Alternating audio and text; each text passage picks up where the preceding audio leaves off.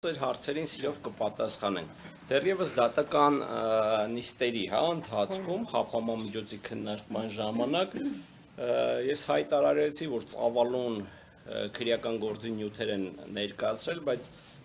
որևիցե մի փաստական տվյալ չկա, որ այդ գործը կապ ու առնչություն ունի Սամվել Կարապետյանի հետ։ Այդ գործի մեջ տարատեսակ ընկերությունների անուններ կարող եք տեսնել, տարատեսակ անձանց անուններ կարող եք տեսնել, բայց փաստական հիմք ու հիմնավորվածություն, որ խոսել այդ գործը կապ ու առնչություն ունի Սամվել Կարապետյանի հետ, դա զրոյական է։ Իրականում գործ ունենք բացարձակապես քաղաքական հետապնդման հետ եւ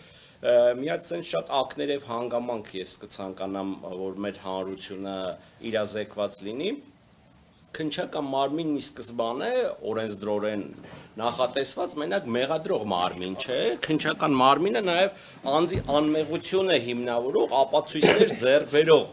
կառույց է, այսինքն քննչական մարմինը պետք է ինչպես ապացույցներ ձեռք բերի մեղավորությունը հաստատող, այնպես էլ պետք է ձեռք բերի այդ անմեղությունը հերքող ապացույցներ, այսինքն օբյեկտիվ ապացույցներ պետք է ձեռք բերի, բայց այս քրեական գործը այն բացառիկ գործերից մեկն է, որին Պաշտպանական կողմը թերևս կարողացել է պաշտոնապես հասնել նրան ու հիմնավորել ու ապացուցել, որ վարույթ իրականացնող մարմինը ձեռք է բերում բացառապես շինծու եւ մեղադրական թեկումով ապացույցներ։ Ու այն հարցադրմանը, որ օրինակ բա այս մարդուն ինչի չեք հարցաքննել, այն մարդուն ինչի չեք հարցաքննել, մեզ տրվող պատասխանը շատ ուղիղ է ու դիպուկ։ Չենք հարցաքննել, որովհետեւ մտավախություն ունենք, որ այդ մարդը հնարավոր է իօգուտ ձեզ է ցուցմունք տալու։ Մենք ինչի անունները կտամ հենց հիմա այդ հայտարարությունն արել է հենց քննչական խմբի ղեկավար Սպարտակ Պողոսյանը, որը ես իմ խորին համոզմամբ դա դուրս է վերջինիս լիազորությունների սահմաններից եւ նա նման կերպ քրեական գործ վարելու իրավասություն պարզապես չունի։ Քրեական գործով չի կարելի չհարցաքննել այն անձանց, ում մտավախություն ունեն, թե կարող է օգուտ ձեզ ցուցմունք տալ։ Դա ոնց ասեմ, հակաօրինական է, հնարավորինս փորձում ենք մեղմ արտահայտվել։ Բայց այդ հակաօրինականության կոնտեքստում, երբ որ մենք տեսնում ենք ակնհայտ անարդար դատական ակտեր, դա խոսում է միայն մի բանի մասին, որ դատարանների նկատմամբ տեղի է ունենում մեր խորին համոզմամբ անասելի ճնշումներ, իմ մոտ, իմ գործընկերների մոտ վստահ եմ նաև շատ մեծ հիասթափություն առաջացավ, երբ որ այդ անասելի մեծ ճնշումներին տուրք տվեց հենց ամենաարագը Հայաստանի Հանրապետության Վճռաբեկ դատարանը, իդեմս հակակոռուպցիոն պալատի,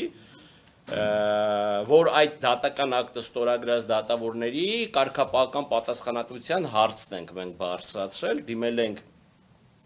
էթիկայի հանձնաժողովին եւ խնդրել ենք օրինակի համար պարզել, այդ ոնց է լինում, որ մի շարք տարբեր գործերով, ընդ որում իմ գործընկերը ուսումնասիրություններ արել եւ կոնկրետ գործեր ենք մատնանշել, մի շարք տարբեր գործերով վերջիններս ամիսներ է տևում, շատ դեպքերում նաև տարի է տևում, որ որոշում են կայացնում, իսկ Սամվել Կարապետյանի գործով ընդամենը 10 քանի օրվա մեջ իրանք շատ մեծ արագությամբ որոշում կայացրեցին, որ իբրև թե առկա է հիմնավոր կասկած։ Այն դեպքում, երբ որ մենք այդ հիմնավոր կասկածի հերկմանը շատ մեծ դժվարությամբ հասել էինք մոտ 3 կամ 4 դատական ատյաններում, այսինքն 3-4 դատական ատյաններով մենք հերկել էինք, որ այդ հոդվածներով բացակայում է հիմնավոր կասկածը, բայց անասելի արագությամբ ու պրակտիկայում երբևէ չհանդիպած դեպքով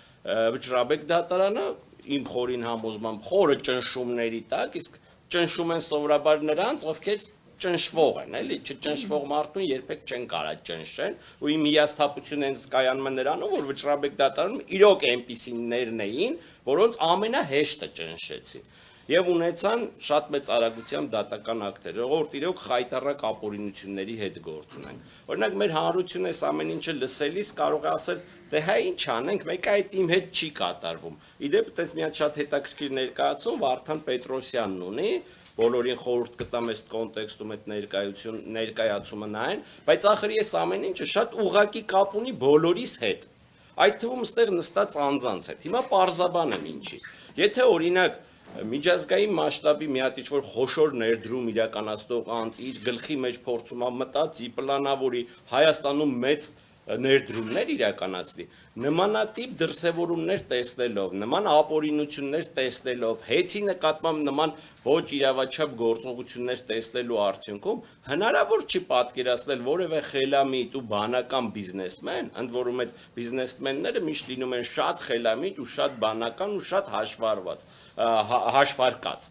բացառում է գալ են հետևության, որ մեր երկրում կան են խոշոր ներդրումներ, իսկ եթե խոշոր ներդրումներ մեր երկրում չիրականացնեն, դա հենց այ բոլորիս է վերաբերում, դա բոլորիս խնդիրն է, եւ մենք պետքա բոլորով պայքարենք մեր երկրում տիրող այ նմանատիպ ապօրինությունների համար, քանի որ դրանք հենց ուղղակիորեն նաեւ վերաբերում են հենց մեզ։